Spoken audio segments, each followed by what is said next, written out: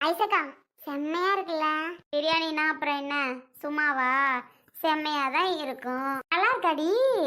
உங்க அப்பா எப்போ வாங்குற கடையில வாங்கிட்டு வந்தாரு? அப்பவும் சொன்னேன்டி நானு. ஏங்க கொஞ்சோண்டு கறி எடுத்துட்டு வந்தீங்கன்னா நான் வாட்டுக்கு சிட்டு போல கொஞ்சம் பிரியாணி செஞ்சு விடுவேன். என்னத்துக்குங்க பிரியாணியை வாங்கிட்டு வரிய? அதுக்கு 2 கிலோ கறி வாங்கிடலாங்கன்னு கேட்க மாட்டேன்ட்டாரு. பிள்ளையே பிரியாணி ஆசைப்படுதுவோ, நீ எப்போ செஞ்சு அதுகளுக்கு நீ போடுறது நான் வாங்கிட்டு வரேன், அதுக்கு சாப்பிடட்டுன்னு ஒத்த காலில் நின்ட்டாரு உங்கள் அப்பா. ஏம்மா, நீ செஞ்சேன்னு வையே, அது பேர் பிரியாணி கிடையாது தெரியுமா? அதுக்கும் மேலனா கடையை விட அம்மா செய்கிறது ருசியாக இருக்குமா? தக்காளி சோறு மாதிரி அச்சசலாக இருக்கும். ஏய், நான் செய்கிறப்பவும் வலிச்சு நல்லா இருக்கு நக்கி நக்கி திங்கிறவ நீ உடனே தக்காளி சோறான். கடை சாப்பாடை விட அப்படி இருக்குமா பிரியாணி? நீ செய்கிறது டேஸ்ட்டாக இருக்குமா? அப்படி இப்படின்னு அடிச்சு விடுவா. எப்படி பேசுகிறா பாரு உன் தங்கச்சி. நல்லாதாம்மா இருக்கும் நீ செய்கிறதும். இவ கிடக்குறா விடு. என்ன பண்ணுறது, ஐசக்காவை மனசை திட்டுறதுக்காக ஏதாவது சொல்லிட்டு இருக்குமா? எவ்வளோ திமுறு பாரு இவளுக்கு. நல்லா இருக்கா? ஏண்டி இன்னொரு பொட்டான இருக்கா? இல்லையே, அப்பா 2 தான் வாங்கிட்டு வந்தாரு. 2 தான் வாங்கிட்டு வந்தாரு. அம்மா, ஒரு தட்டு எடுத்துட்டு வா. நான் இந்த பக்கம்லாம் கை வைக்கல, அப்படியே அந்த பாதியை எடுத்துக்க. நான் தர மாட்டேப்பா. நீ என்னத்துக்கு தர்ற? என் பெரிய மகளுக்கு இருக்கிற பாசம் இருக்கா உனக்கு? அதுக்கு தான் நான் எதுவாக இருந்தாலும் என் பெரிய மகளுக்கு வாங்கி தரது. உடனே கோச்சுக்கிற. இப்போ என் பெரிய மக உடனே அம்மா நீ இதை எடுத்துக்கம்மான்னு சொல்கிறா. உனக்கு சொல்ல மனசு வருதாடி? சொல்கிறியா நீ? அவள் எப்படி எடுத்துக்கம்மாங்கிறா? உனக்கு நான் தர மாட்டேன் அப்படிங்கிற. ஓ, நான் எப்படா பிரியாணி சாப்பிடணும்னு நினச்சிட்டு இருந்தேன். எல்லாத்தையும் நான் தான் சாப்பிடுவேன். உனக்கு தந்துட்டு நான் என்ன செய்யறதா? நீ தர வேண்டாம் ஐயா, நீயே சாப்பிடு. எனக்கு வேண்டாம் போதுமா? நாட்டி போ. அம்மா, நீ பாதி எடுத்துட்டு எனக்கு பாதி கொடுமா. நான் இவ்வளோ சாப்பிடவும் மாட்டேன்.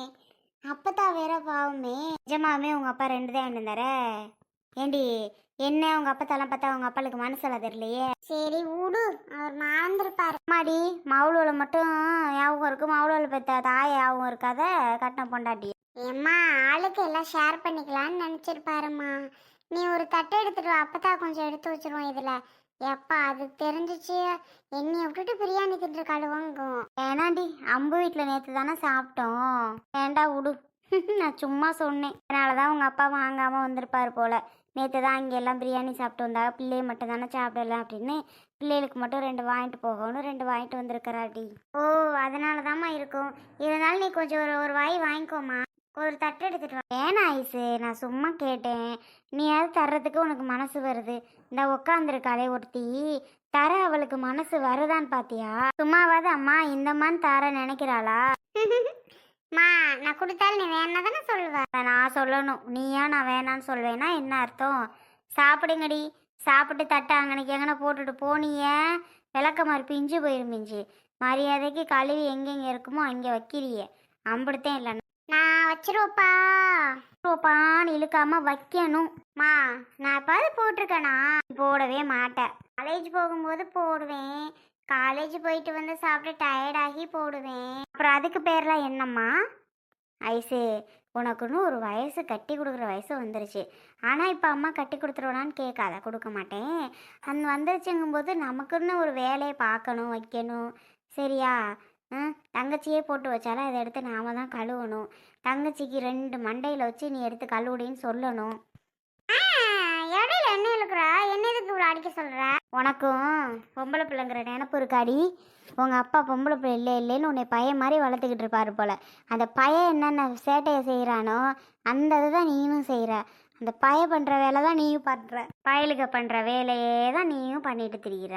ஆமாம், உங்கள் அப்பாவில் சொல்லணும். உங்களை சொல்லி என்ன செய்கிறது?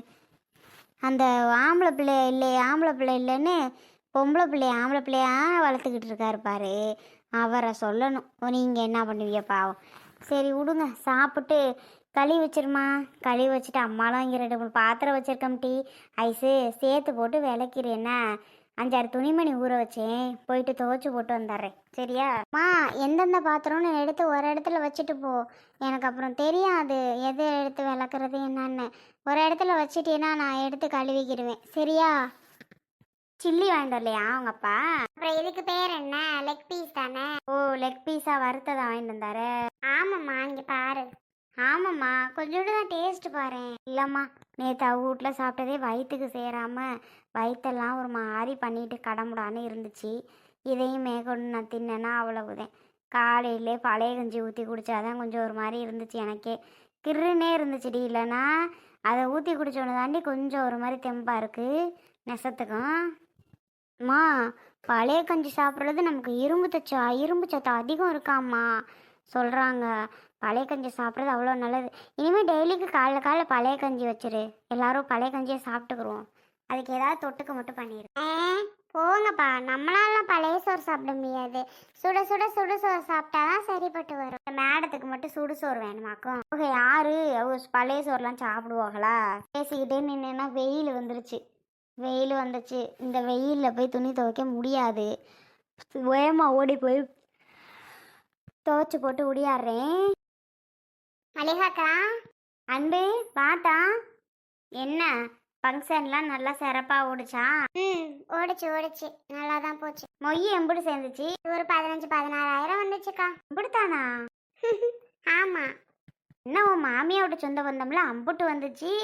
நான் கூட ஒரு 50,000 வரும்னு நினச்சி, நீ என்ன இவ்வளோ கம்மியாக சொல்கிற? இல்லைக்கா, அவ்வளோதான் வந்துச்சு. என் மாமியோட சொந்த பந்தத்தெல்லாம் சொல்லாத. 100 ரூபா 50 ரூபாய்க்கு மேலே யார் எழுதுறா? நீங்கள் வேற பிள்ளைக்கு அவ்வளோதான் வச்சு கொடுக்குறாங்க. எங்களோட ஃப்ரெண்ட்ஸு எல்லாருமே அவங்க ட்ரெஸ்ஸு தாக்கா எடுத்துகிட்டு வந்தாங்க எல்லாரும். அப்படியா? சரித்தா. சோறெல்லாம் மிச்சப்பட்டுச்சா? சோறெல்லாம் மிச்சப்பட்டிருந்தா தான் நான் கொண்டு வந்து கொடுத்துருப்பேனே. பிள்ளையில வரக்கூடாதுன்னு முடிவு பண்ணி வீட்டில் வச்சுக்கிட்டீல்ல. இப்படியெல்லாம் இருக்காதேக்கா.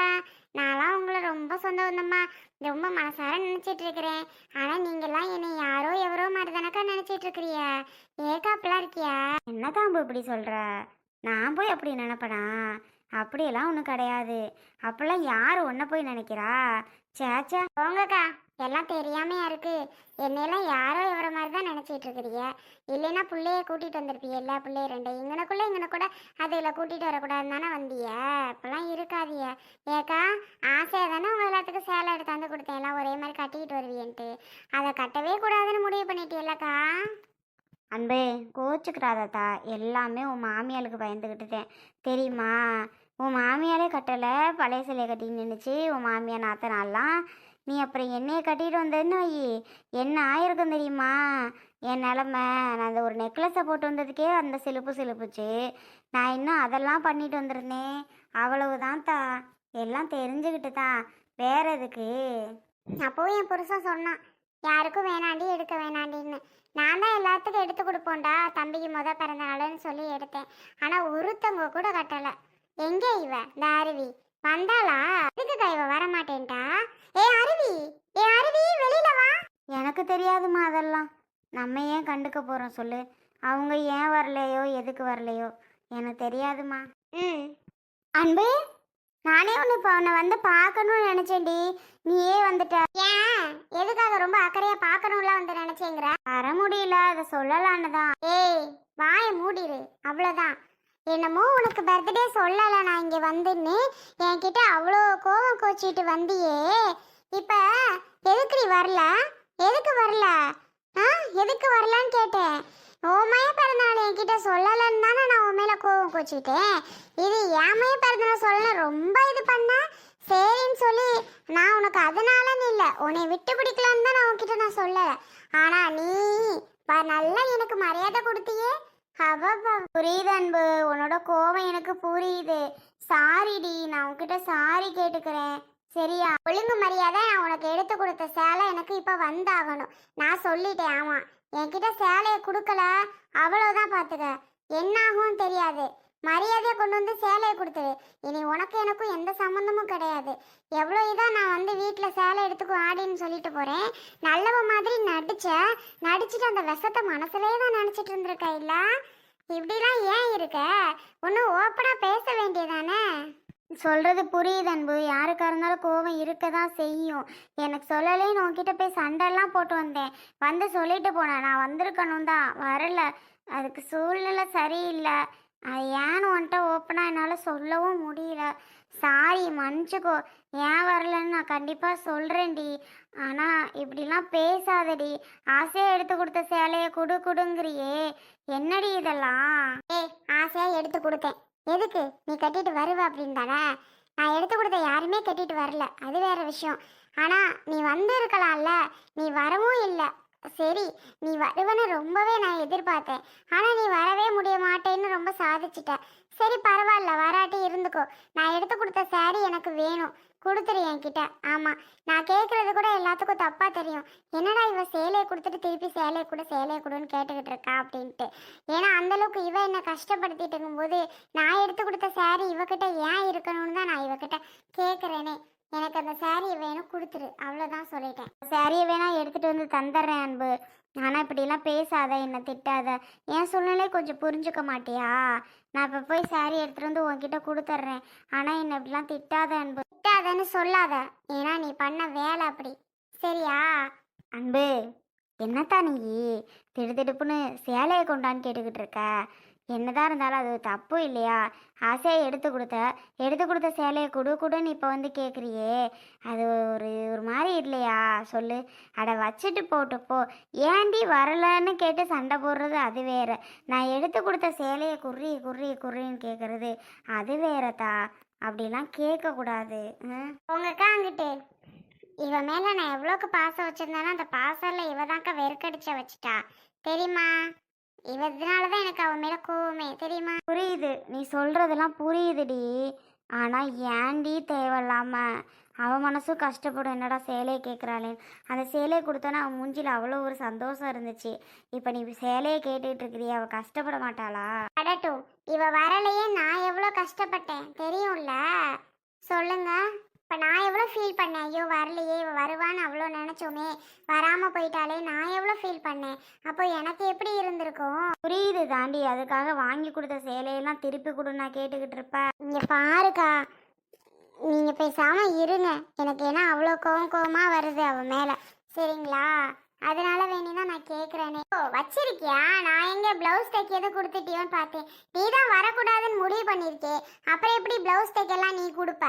அப்படிலாம் நினைக்காதடி, இதுக்கு ஒரு மேட்சிங் ப்ளவுஸ் வச்சுருந்தேன் நான். மிக்ஸ் மேட்ச் பண்ணி போட்டுக்கலான்னு தான் நினச்சிட்டு இருந்தேன், தெரியுமா?